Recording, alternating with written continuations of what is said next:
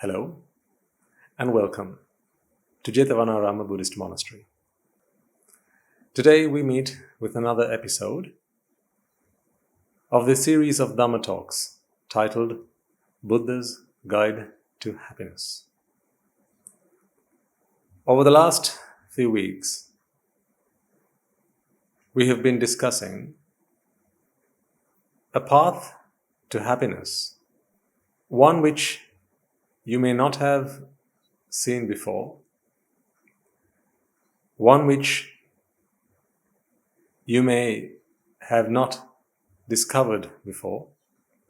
It has been my intention to share this path with you in the hope that you are able to achieve an unconditional happiness, which I am convinced is the ultimate goal of this path. So today we take another step forward on this journey as we explore the workings of the human mind, what happiness is all about, the happiness that we experience on a day-to-day basis. Is that the real deal? Or are we somehow being manipulated? Is there such a thing as unconditional happiness? In other words, could we be happy regardless of what happens around us? These are some of the questions that we seek answers to. Before we begin then, let us once again pay veneration to the Supremely Enlightened Lord Buddha, who's the teacher, the ultimate teacher, and whose doctrine, whose teaching today we have the good privilege of learning, studying, understanding, and realizing for ourselves. Namo tassa bhagavato arahato samma sambuddhassa. Namo tassa bhagavato arahato samma sambuddhassa. Namo tassa bhagavato arahato samma sambuddhassa. As a gentle reminder, may I take a brief moment to remind you that I continue to expect of you vigilance, diligence, as you listen to these talks, by which I mean, I want for you to be able to listen to these talks with undivided attention, because that is how you are able to get the most out of anything, not just listen to these talks. Whenever we do something important in our lives, to get the best out of it, it pays dividends to give it our undivided attention. Secondly, I would like for you to listen to them with trust. Trust that what you're listening to will bring you goodness, greatness, and hopefully the happiness that you seek in life. And finally, this is perhaps the most important thing, the most important element that I want from you, and that is to verify the things that you learn from these talks. Because then and only then will these words mean anything to you. Until then, it will just be, someone told me so. But for it to be meaningful, for it to have its desired effect on your life, you must verify these in the lab of life. And what is this lab of life we have been referring to in our previous talks? Well, it is simply that you take these messages and you apply them into life. It's a lab because it's where you apply these principles, these teachings, these ideas and concepts, and see what results you get. It's a lab, so it's safe to do so. And it's when you apply these principles into your life, you begin to realize whether they hold any value or not for yourself. So ultimately, it's every one for himself. One can only show another the path. Walking it and reaping the rewards is completely, solely down to each and every one.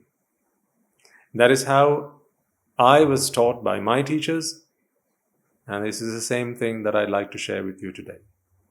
So, having said that, let's continue where we left off last week. If you remember what we discussed last week, I think we had a very interesting discussion, if I may say so myself.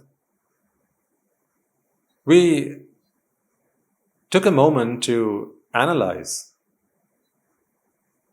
what goes in our minds. What is the process that goes in our minds when we watch a movie? And how we enjoy a movie. The steps involved. To briefly remind you the essence of what we talked about last week, let's see if you remember what the steps are. First, you need to be informed that there's a really good movie that is worth watching.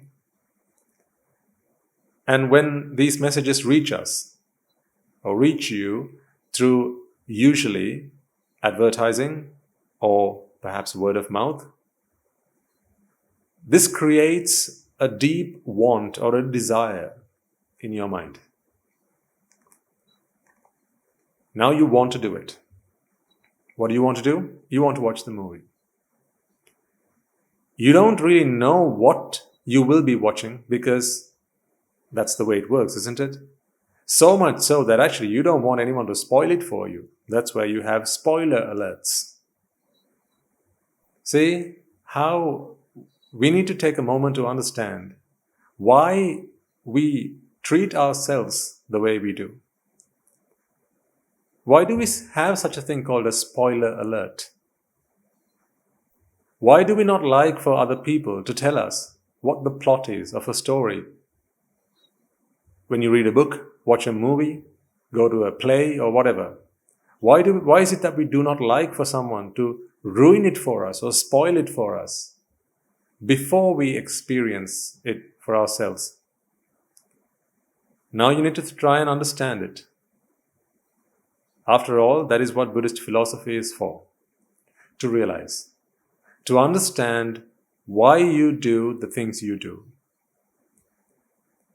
I'm sure there'll be times in your life when you will react, respond in certain ways which you feel are completely irrational. Sometimes you'll find scratching your head, wondering why you reacted or responded to something the way you did. And most of those times, you will fail to find a reasonable answer, something that you can be happy with. Ladies and gentlemen, the purpose of these talks is to help you find answers to those predicaments, to help you understand yourself, to help you understand why you behave in the ways that you do. So in some ways, you could consider this to be the psychology of existence, or of living, of life, the psychology of life. The study of how the mind works in its purest form. And again, it is my hope and intention to bring it to you in real simple terms, without any complications or convolutions, in language and terms and in lexicon that even a 6 or 7-year-old can understand. That is what I hope to do with these talks. Because I believe that if many people around the world are presented with this opportunity to understand how they work in college, at university, when we read books, we understand a lot about how the world around us works. But we invest very little time, don't we, in studying how we work. And I don't mean how the body works, not the anatomy or the physiology, but rather how we make decisions and why we make those decisions, how we are influenced in certain ways, and why sometimes we react and respond in what seem to be very irrational ways. We are baffled on those occasions. Wouldn't it be nice if we could understand why we behave in certain ways, and as a result of that, if somehow we can make better choices about our lives? Because better choices mean we move forward and in the direction of the happiness that we seek in our life. So, coming back to the point we were discussing, spoiler alerts. What's the big deal with spoiler alerts? Why don't people like them? Why is it that when you read a review on a website about a book or a movie or a play or something, there's always this warning, spoiler alert up ahead. So it gives you the opportunity to skip it. You see, you're going to be reading that book in a moment. You're going to be watching that film in a moment. So what difference does it make that you do not find out about it before you read the book? Isn't it simply just a matter of time? What difference does it make that you find out about it later as you watch the movie or read the book to finding about what the story is about right now? What is it that is ruined for you?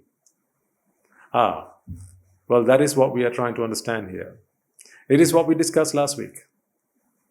Or at least we began to discuss last week.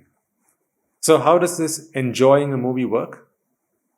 Once you really get your head around this, you will understand why there is such a thing as a spoiler alert and why people don't like it, or why even you don't like it when someone spoils it for you. So how does it work again? First, a desire or a want is created in the mind by using words that instigate this desire, this want, this deep void, that something's lacking for you, that there is something beautiful. We use this word quite a bit in our talks. Something beautiful, beauty of sight, beauty of sound, beauty of smell, taste and touch and so on we talked about. So when it is implanted in our minds, when we are indoctrinated that beauty exists in the outside world, so in this case a movie, now because beauty is our interpretation of pleasure, now we want it. Because what do we always seek? We always seek pleasure. Little do we know, though, that there are two kinds of happiness. One is conditional and one is unconditional. But we don't know at all about unconditional happiness. If you knew it, that's all you'd want. Through these talks, ultimately, that is what I intend to show you. How we can get ourselves to ultimate happiness, unconditional happiness. But before I get you there, I need for you to understand and realize for yourselves what the problem is with the current situation. Because there's no point in showing you greener pastures when you think there is nothing better than where you are right now. It is only when you realize that what you've got at hand is not worth at all what you thought it was, when you seek something else, when you seek an alternative. And when you start seeking an alternative, that is when I will present to you the alternative. That is unconditional happiness. That will happen eventually, that will happen gradually. Do not worry, do not fret. I promise you, as we proceed with these talks, you will begin to realize what unconditional happiness is. But let's get back to the point. What is this conditional happiness that we experience, this pleasure that we experience as we look for beauty in a sight, or in this case, a movie? So when this view, when this idea, when this concept, when this want or need or desire has been implanted into our minds, now that is all we want. So that's what happens when you watch a trailer, or when someone says there's this new movie, right? And now this creates a deep void in the mind. And I introduced a term last week, if you remember, this term vexation. A vexation. A vexation is what we feel when there is something we want and we begin to long for it. We just want it. So, when you watch a trailer, when you hear someone say something good and nice about this latest movie, and you want to watch it, now there's a vexation. There's a void in the mind. And you have all experienced this. This is nothing new to you. When an expectation has been created in the mind, this is what happens to you. Until that expectation has been fulfilled. So think about all sorts of examples now. It's not just when we talk about a movie, but say, for instance, someone suggests, hey, shall we get a takeaway tonight? What would you like?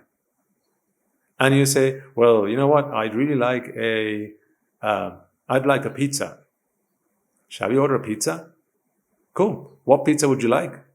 And so you give your preference, and now you place the order, and now you're waiting for the pizza delivery guy to turn up with your pizza. Go back in time, try and remember the last time this happened to you. And you were waiting for this delivery.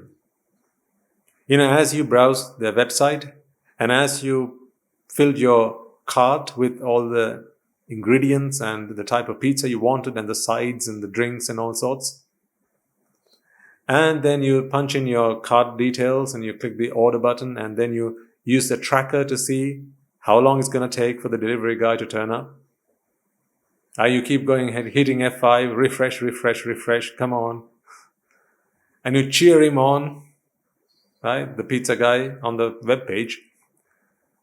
They have this little icon, like the pizza guy with this pizza delivery bicycle and a pizza steaming hot. Come on, that's it, hurry up. And you keep hitting refresh, come on, right? So what is that sensation that you feel? There's something you want, and as yet you don't have it. That time between, that duration of time between when you want something to you acquiring it, that experience, that void that you experience in your mind, that feeling of unsatisfactoriness. Right? I think you know what I'm talking about. That feeling of unsatisfactoriness, that feeling of incompleteness, that urge that needs to be satisfied. I propose we call that vexation for the purpose of these talks. It's a word that you'll find in any good dictionary, and it's a feeling of unsatisfactoriness. Vexation. So what was the cause of vexation? The cause of vexation is this idea that is fed into the mind, like that something of beauty, something that is lovely, something that is wonderful, something that is pleasurable exists, and there is a chance, there is an opportunity for you to acquire it. So desire has now crept into the mind, desire for something, and now you want to acquire it. So when you want to acquire what you desire, but until that moment that you have acquired it, there is a time span. And in that time period, the feeling that you have in your mind, it's not a positive feeling, is it? You wouldn't want to feel like that forever and the rest of your life, would you? Would you? Are you sure? Let's play out this example. So you've ordered the pizza and now you're waiting for the delivery. Okay? Now you know that feeling of you're waiting for the delivery driver to turn up with your pizza. Okay? So you wait and it says delivery time, expected delivery time is in 45 minutes. Right? So you're sat down watching the clock. Right? And now this is the time when you want that second clock to tick faster. Right? You want those minutes to rush. Like every minute is your enemy. Right? You want that 45 minutes to go in a flash. So why is that? Because you don't like that feeling, do you? When else might you have experienced this feeling? Christmas would be another example. Well, Christmas is coming, it's around the corner. So when it's Christmas Eve, right, and you see all those presents under the Christmas tree, especially if you don't know what your family has got for you, if you don't know what they've gotten for you, these presents are gift wrapped and they're under the Christmas tree, but you know it's for you, it's got your name on it. Now, that feeling of wanting to find out what it is that they have got for you. Do you remember that feeling? So that 45 minutes as you wait for the pizza delivery, what if once you refresh, they say there's an update to your delivery time? It's not 45 minutes anymore, it's actually an hour. How do you feel? Do you feel, woohoo, that's wonderful. Now it's not 45 minutes, I can wait for an hour for my pizza to arrive. How do you feel? Do you feel good about that or do you feel bad about that? In very simple terms, do you feel good or do you feel bad? In other words, is that a positive feeling or is that a negative feeling? What if you hit refresh again? In 10 minutes later, you hit refresh again and now it says, well, the delivery will be with you in 1 hour and 15 minutes. So time seems to keep increasing. The time it's going to take for the delivery to arrive. How does that make you feel? I'm playing out this example with you because I'm asking you this question. This waiting game, waiting to acquire what you desire, right? Once that want has been planted in your mind, once the desire has been planted in your mind, once this vexation has arisen in your mind, is that a positive emotion? Do you like it? Do you wish to prolong it for as long as you possibly can? Or do you wish for you to be relieved of that as soon as possible? What do you think? Be honest with yourself. So if the delivery time keeps increasing, how does that make you feel? Meaning you have to wait longer. This void remains there for longer. How does that make you feel? Just think about it.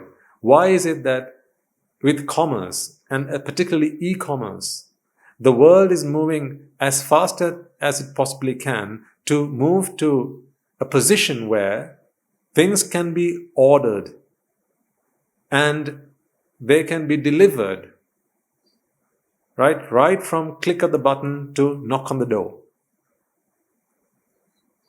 Some popular names in the e-commerce industry, like the Amazons and whatnot, they're always investing their research and development teams. They're always trying to find new and innovative ways to make the customer wait for less time as they possibly can to deliver that which they have ordered. Why is that? Is that because you like the waiting game, or is that because you don't like the waiting game? So what about that Christmas? Christmas Eve, presents under the tree. Now, when can you open those presents? Well, only on Christmas Day. After everyone in the family has got together, right?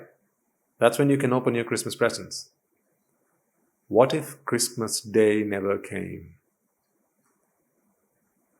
If any of you have watched Groundhog Day, it was a very popular movie a while back. It was Christmas Eve every day. Imagine that. presents under the tree.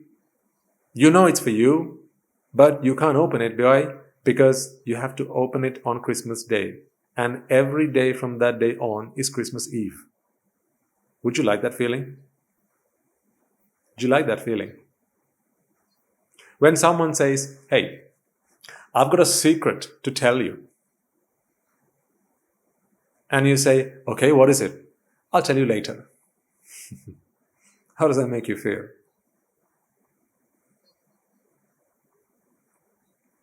Your normal response would probably be, come on, don't do that. If you got something to tell me now. If you're not going to tell me now, why did you tell me you had something to tell me? Wouldn't you? Don't do that.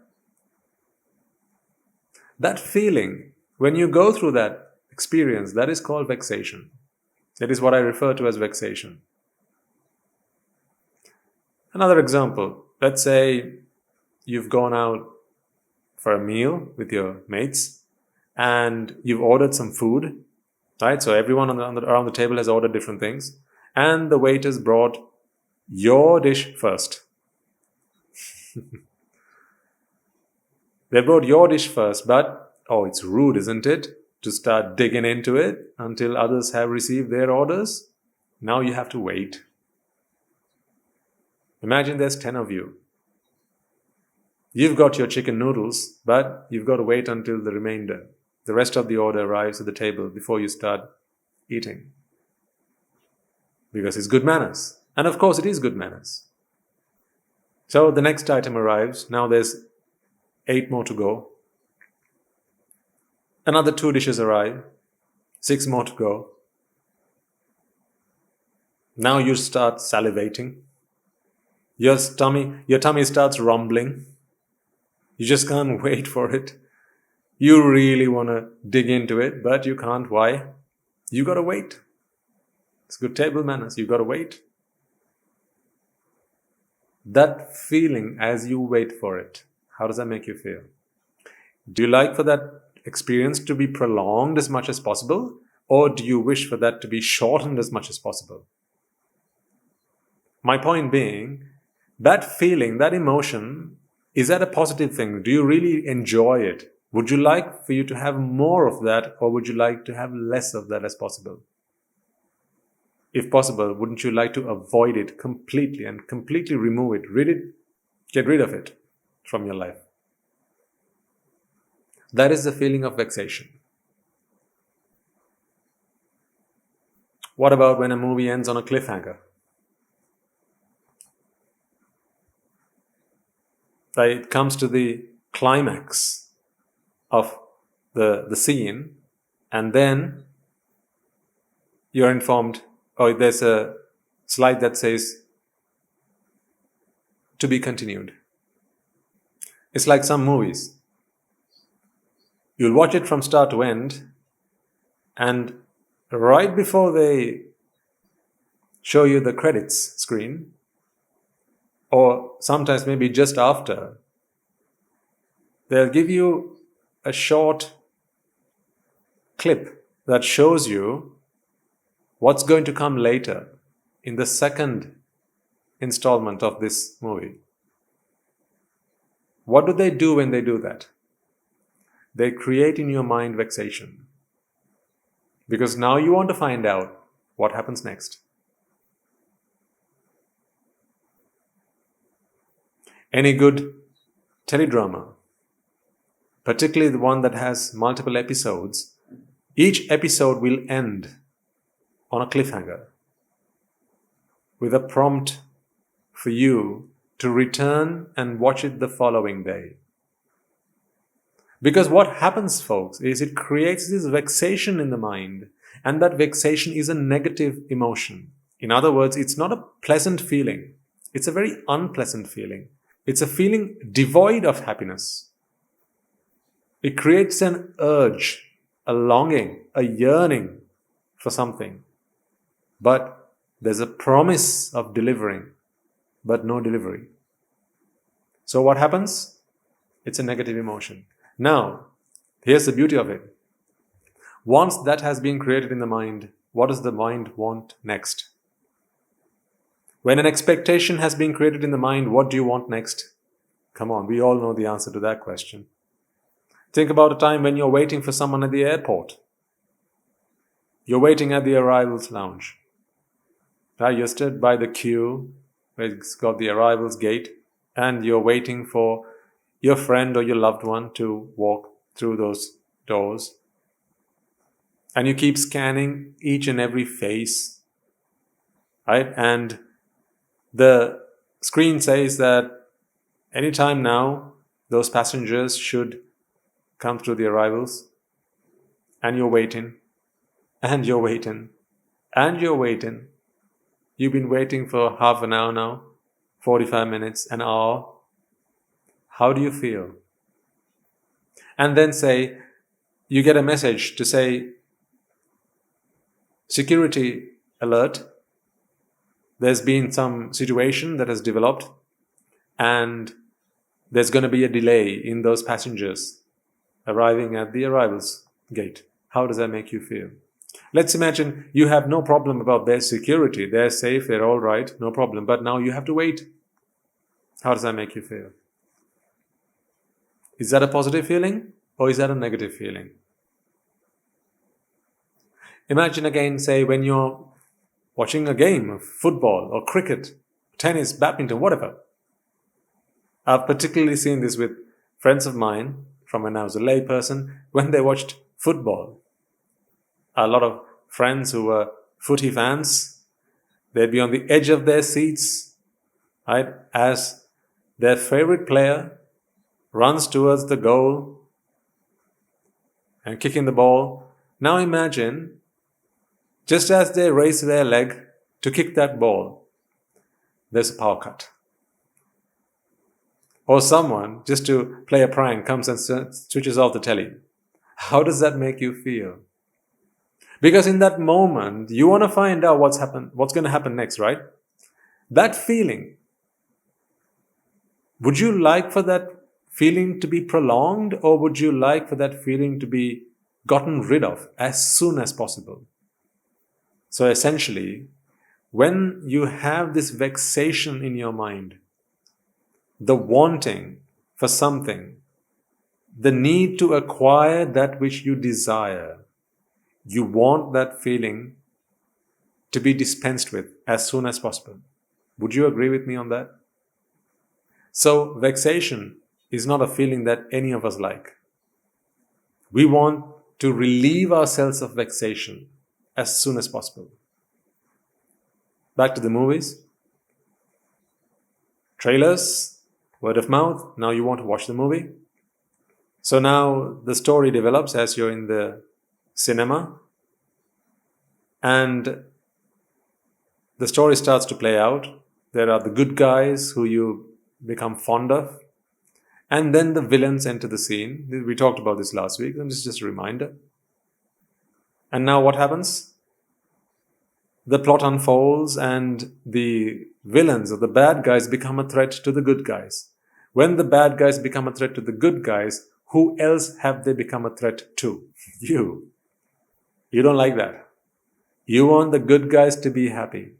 But here's the thing. If the good guys remained happy throughout the story, throughout the film, would that be a film that you would have enjoyed? No, well, you see, then, secretly, for you to enjoy the film, what must happen? The good guys must get into trouble. The bad guys must become a threat to the good guys, and then get them enrolled in a fight or something like that, cause some damage, and then when it comes to the climax and your vexation is at its highest, now what must happen? The good guys must win the day. So what happens then? That vexation that built up in your mind over, say, 2 hours, 2.5 hours throughout that story. At the climax, that vexation was building up one step at a time, slowly but certainly, building up in your mind, that vexation. It's like suffocation, almost. If you ever held your breath, you know this feeling. The longer you hold your breath, the more uncomfortable it becomes, right? The same goes here. The longer you vex, the more uncomfortable it becomes. And what happens when you keep holding your breath, and at one moment when you simply can't hold it any longer, what do? You let go and take a deep breath. You fill your lungs with air. How does that make you feel? How does that make you feel? That pleasure you experience when you take that breath after having held your breath for a long period of time, when you take in that breath of air, it gives you a pleasure that you would not normally experience by inhaling the same volume of air on other times or in other occasions, at any other time. So why is that lungful of air more pleasurable than if you were to take the same amount, the same volume of air on any other occasion? Because something else played a part here. And what was that? You held your breath, and that became more and more uncomfortable. That uncomfortableness became a problem to you. So the uncomfortableness built up, and then you were relieved of it. So you could consider that, again, physical vexation, if you like. Now the same thing happens in the mind. It's much the same thing that happens in the mind. Over a period of, say, the film was 3 hours long, and in the 2.5 hours, what happens is the plot develops, and the good guys are just getting hammered by the bad guys, one after the other. So over a period of 2.5 hours, your vexation builds up and keeps on building up. And then at the climax, that's when things are at its worst. It couldn't get any worse than that. Now, just when it seems like there's absolutely no hope, right? Iron Man flies in and saves the day. What happens? You are relieved of vexation. That experience is euphoric. It's like when you inhale that lungful of air after having held your breath for such a long period of time. In much the same way, you are relieved of that vexation when you get what you want, that which you have been waiting for all this time. And what is it that you have been waiting for all this time? That which you thought was good,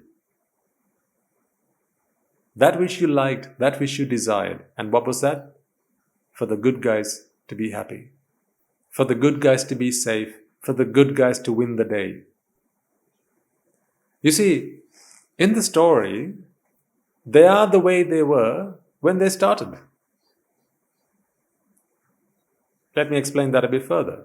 So let's say you watch this movie in which there's a family of 3, okay, mother, father, son, and they're just going about their life, very normal lives, right? And they're all just, going through life as usual, and they're all quite happy and content. That's not much of a story, is it? So you observe them, and does that make you feel really, really, really happy? Oh wow, they're just living such normal lives. Oh, that's just so wonderful. Do you ever say that? Do you ever even feel that? Do you feel anything special about it? No, but what happens? As the story develops, now you get the bad guy come in, and they just completely give this good family, these good guys, a terrible time, and that really makes you upset. You're really upset about it, and that vexes you. And then, somehow or the other, you are relieved of that vexation when the good guy wins the day, okay? And what happens then towards the end of the story? Everything's back to normal. Everything's back to the way it all started. But now you feel emotionally, you feel difference. You feel a difference, don't you? You're seeing the same family the same way, doing exactly the same things as when they started. But emotionally, you've gone through a roller coaster ride. Haven't you? You've gone from no problem, everything's fine, you've gone to a state of vexation where it was so much negative energy inside. I only use the word energy because I'm using terms which you may be able to better understand. I don't mean there's an energy flow or anything like that. I'm not talking about chakras or anything like that here. I'm just simply talking about the psychology of life. This is how the mind works. Right? So that negative energy, that emotion, that vexation was built up, and then just at the climax, the good guy wins the day, and that vexation is relieved. That relief of vexation is so pleasurable. What's happened in the story? They're just back to where they were. So if the three in the family were split apart by the bad guys, then the three reunite. If they lost their homes and their properties and all of that, they have been able to reclaim. Right? So whatever they started with, they're back to that. And now you feel so happy watching the same family sat down round the table, having their meal. That is exactly where the story started. But you didn't feel the same way. It's funny, isn't it, when you analyze it this way? It's funny and upsetting at the same time, isn't it? I know there's a part of you inside wondering, why did I fall for this all this time? You must be feeling what I'm talking about right now. You're probably scratching your head wondering, how did I allow myself to go through this all this time? Well, that is realization. This is realization. When you've gone through something all your life and not realized what was happening to you, but one fine day you stop to ponder, you contemplate, and you open your eyes and you realize what's happened, that's when you begin to ask yourself the question, what? I allowed myself to go through that all this time? That is the moment of realization. So I know, most if not all of you will now be asking yourself that question. How did I allow myself to go through that? Just as I once did of myself. See, you're watching the same family sat around the table, having the same meal. But now you feel so happy that they're back together as a family. You didn't feel the same way about it when you first started watching the movie. So what happened? How did you experience this pleasure? To begin with, there was no vexation. But you were made to like the way that this family was through indoctrination, through ideas that a good family, a happy family is the way it should be, right? And those trailers and all that. And now there's vexation that started building up gradually in your mind. 2.5 hours later, you are at maximum vexation, and then relief from vexation because the hero comes and saves the day. And that relief from vexation is actually what you feel is pleasure. It is the relief from vexation. This is the point I really want you to understand here. What you experience as pleasure is relief from vexation. So that pleasure was not there to begin with. The pleasure was not there to begin with. If pleasure was there to begin with, then you wouldn't need a story. Watching the family around the table having their meal together, that should give you the same amount of pleasure as does the same scene at the end of the story, but having gone through this roller coaster ride of vexation and relief from vexation. But it doesn't. It doesn't give you the same amount of pleasure because pleasure is not in the situation. Pleasure is not in the scene. Pleasure is not something that you get from the movie. It is something you get when the mind goes through this cycle of vexation and relief from vexation.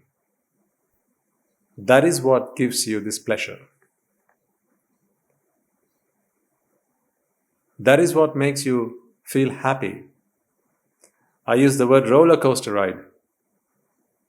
Isn't that how you enjoy a roller coaster ride, really? Think about it. I, for myself, in my younger days, I really enjoyed going on roller coasters until I realized what I was putting myself through. In the time that I used to live in the United Kingdom, if I'm not mistaken, I've been to every single theme park because I really enjoyed, particularly the roller coasters, especially the scary ones. And then one fine day, as I learned this principle, I took this principle into the lab of life, and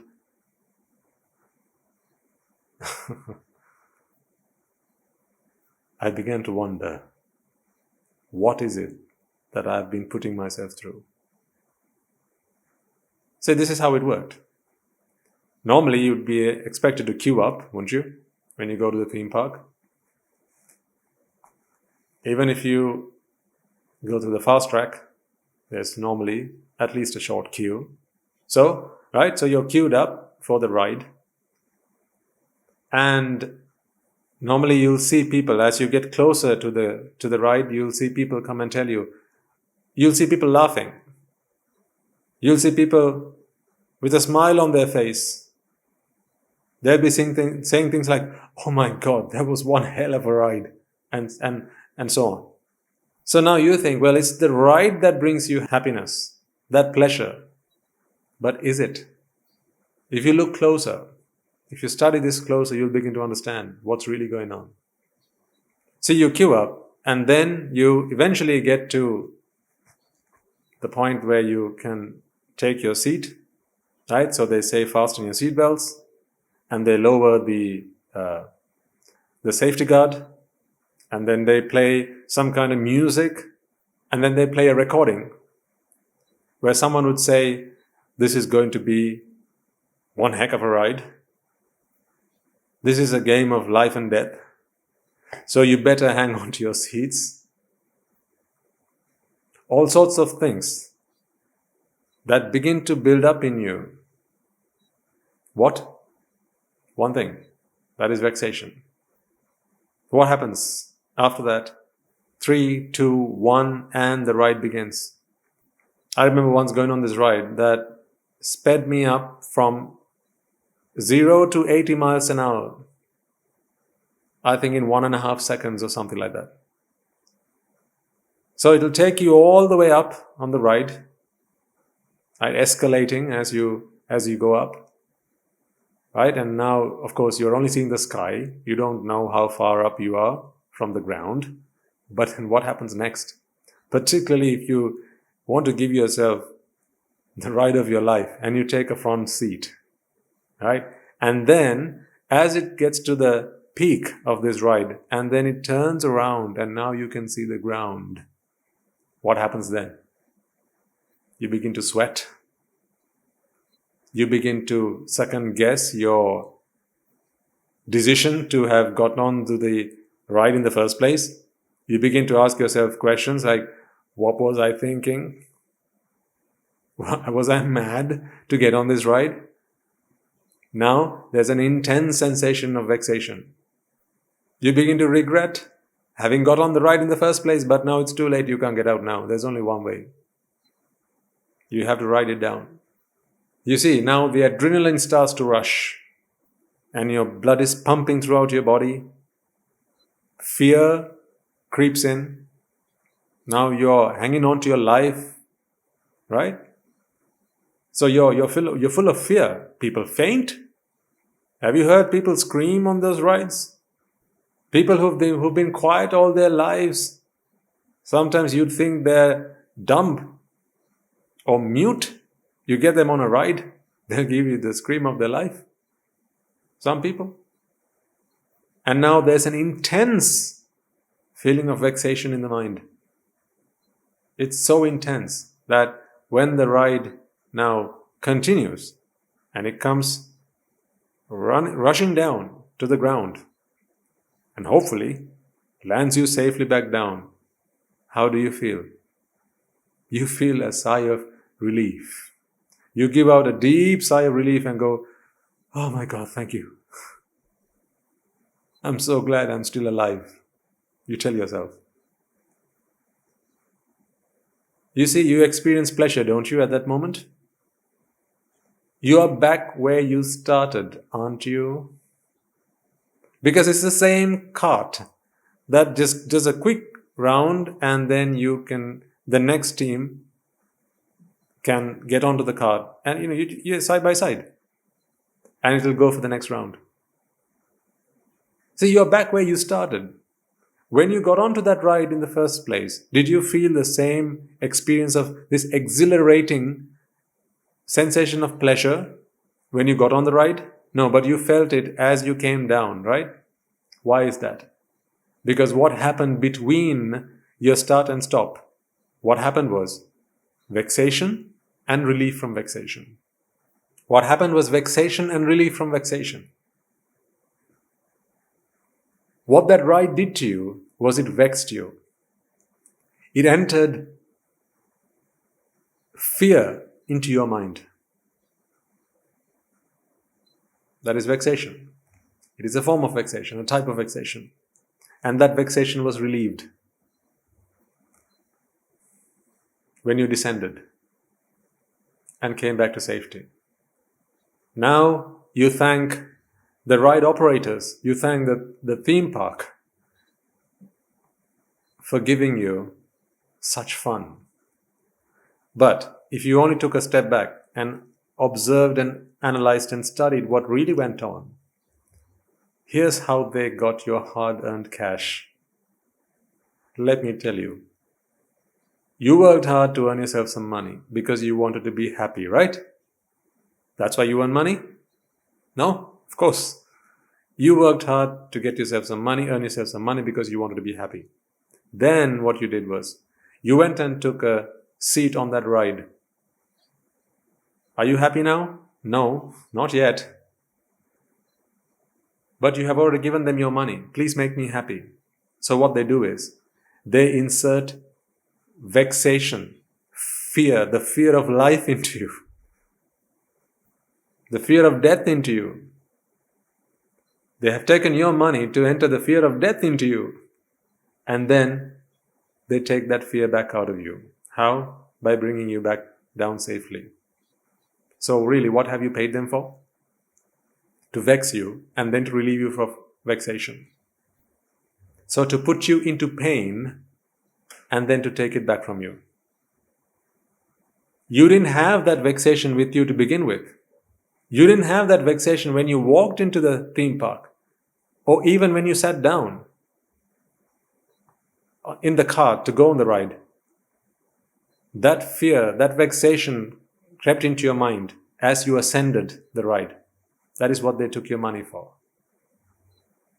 And then they relieved you of that vexation. The very vexation that they gave you, they took away from you.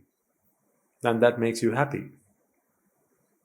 So, really, in very simple terms, what's going on here is, you give your hard-earned cash that you have earned because you want to be happy to someone and say, "Hey, mister, please, would you make me suffer and then take that suffering away from me? Be a darling and do that for me, please." Isn't that what's going on here? "Excuse me, please would you insert the fear of death into me and take it away from me? Here's my hard-earned cash. I worked for weeks in the hope that you'd do it for me." Isn't that what's going on? Once again, I reiterate what I said to you last week. I'm not saying that the theme park operators are vile or vicious or they're just terrible people. How dare they do such things? I mean, the only reason they're operating them is because you go into them. You patronize them. If you didn't go, then they wouldn't operate them. So are they bad people? Are they terrible people? Oh no. Should we have theme parks? For many eons to come. Forever and ever. The only reason I'm sharing this with you, this science of how the mind works, is to give you the choice. Are you willing? Are you prepared? Do you want for people to manipulate you in this way? Do you enjoy that you spend your money so that others can vex you and then relieve you of that vexation that they put inside you in the first place? Do you like that? If you do, then carry on, be my guest. If you don't, now you need to start asking yourself, well, if that is conditional happiness, that is not the kind of happiness I want. I have been fooled all this time. There must be an alternative. There must be another way. Unconditional happiness must surely be far better than this. Because this way of achieving happiness always requires you to go through vexation first and then to be relieved of vexation. I'll continue to provide you more and more examples until this idea sinks with you and you are in complete conviction about it. But I invite you to go back and perhaps listen to this talk again if you are able to find some time. And even if you don't, just run this idea through your mind several times, and in the lab of life, this will become a realization for you, as it has for me. So with that, I will leave you for this week, and we look forward to continuing this discussion next week. Before we conclude then, let us take a moment to transfer merits to all those who have helped us to get this far on our path to ultimate happiness. Let us take a moment then to transfer the merits we have all acquired by making offerings to the infinite virtues of the Noble Triple Gem, chanting Pirit, listening to the Dhamma, and engaging in various meritorious deeds today. First and foremost, let us remind ourselves how incredibly fortunate we are to be in receipt of the Lord Buddha's teaching, and with immense gratitude let us transfer these merits to the bhikkhus and bhikkhunis, upasikas and upasikas, who since time immemorial have protected and preserved the sublime teachings of the Buddha, and passed it down through the generations of the noble lineage in the form of the Tripitaka, which is thankfully available to us today to study, understand, and comprehend the Dhamma.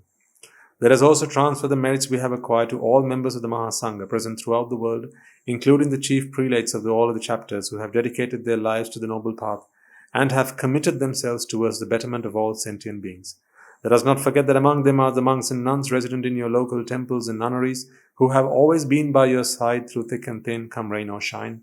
Let us also transfer these merits to our teachers and all other monks resident at this monastery, as well as the anagarikas and anagarikas attached to the monastery. Let us also take a moment to transfer these merits and express our gratitude to those who make great efforts to disseminate the teachings of the Buddha, be that by transliterating these talks, sharing them out with others, or inviting others to join them. May through the power of these merits, if any of them have been born in the woeful planes, redeem themselves and be born in the blissful plane. May the power of these merits, they abstain from the unmeritorious deeds, fulfill the meritorious deeds, fulfill the noble eightfold path, and attain the supreme bliss of Nibbana. Sadhu, sadhu, sadhu. Let us also transfer the merits we have acquired to our devotees and friends of the monastery, who for the sake of merits continue to sustain the Mahasangha. This includes everyone from those of you who have contributed to the construction of the monastery to those of you who provide the Mahasangha with shelter, alms, robes, and medicines, as well as those who have passed on their know-how and continue to extend their well-wishes. May through the power of these merits, they abstain from the unmeritorious deeds, fulfill the meritorious deeds, fulfill the noble eightfold path, and attain the supreme bliss of Nibbana. Sadhu, sadhu, sadhu. Let us also take a moment to transfer merits to our mothers and fathers, husbands and wives, brothers and sisters, sons and daughters, grandparents, uncles, aunts, cousins, nephews and nieces, our elders, friends and acquaintances, employers and employees, and to all those who have helped us, supported us, assisted us in any way, shape or form. By the power of these merits, may they be healed of any physical and mental ailments and overcome any obstacles to their spiritual progress. May they abstain from the unmeritorious deeds, fulfill the meritorious deeds, fulfill the noble eightfold path, and attain the supreme bliss of Nibbana. Sadhu, sadhu, sadhu. Let us also take a moment to transfer merits to the Devas and Brahmas, spirits and demons, primarily the Sakadeva, as well as all the numerous gods and deities who are committed to protect and fulfill the Sambuddhasasana. Let us also transfer merits to our guardian deities who keep a watchful eye over us and keep us out of harm's way. And may, through the power of these merits, they prosper in divine power and wisdom. May they abstain from the unmeritorious deeds, fulfill the meritorious deeds, fulfill the noble eightfold path, and attain the supreme bliss of Nibbana. Sadhu, sadhu, sadhu. Let us also take a moment to transfer merits to our ancestors who have predeceased us, to all who have been our families, friends, and acquaintances in this infinitely long journey in samsara, and who have helped us, supported us, assisted us in every way they could. Let us also transfer these merits to the members of the armed forces, as well as the police force, who have sacrificed their lives to protect the peace and harmony of our nations. And may all who have lost their lives in the war, be their friend or foe, rejoice in the merits we have acquired today. Let us also transfer merits to all those who have lost their lives in the natural calamities, such as the tsunamis and earthquakes, landslides and pandemics, reminding ourselves that among them will be those who have been friends and family to us in this long journey in samsara. Let us take a moment to transfer these merits to them. May, to the power of these merits, if any of them have been born in the woeful plains, redeem themselves and be born in the blissful plane. May they abstain from the unmeritorious deeds, fulfill the meritorious deeds, fulfill the noble eightfold path, and attain the supreme bliss of Nibbana. Sadhu, sadhu, sadhu. And finally, let us resolve that may, to the power and the blessings of all the merits we have acquired throughout the day, we be able to witness the advent of many hundreds of thousands of arahants on this blessed land. And finally, may, to the power of all the merits we have acquired today, you and I, and everyone who has helped make this program a success, become an Arahatun Mahanse or an Arahat Mihinin Mahanse in this very life and in the era of the Gautama Supreme Buddha itself. Sadhu, sadhu, sadhu. And on that note, we will conclude today's talk. Looking forward to speaking to you and continuing this discussion next week. May the blessings of the Noble Triple Gem be with you all.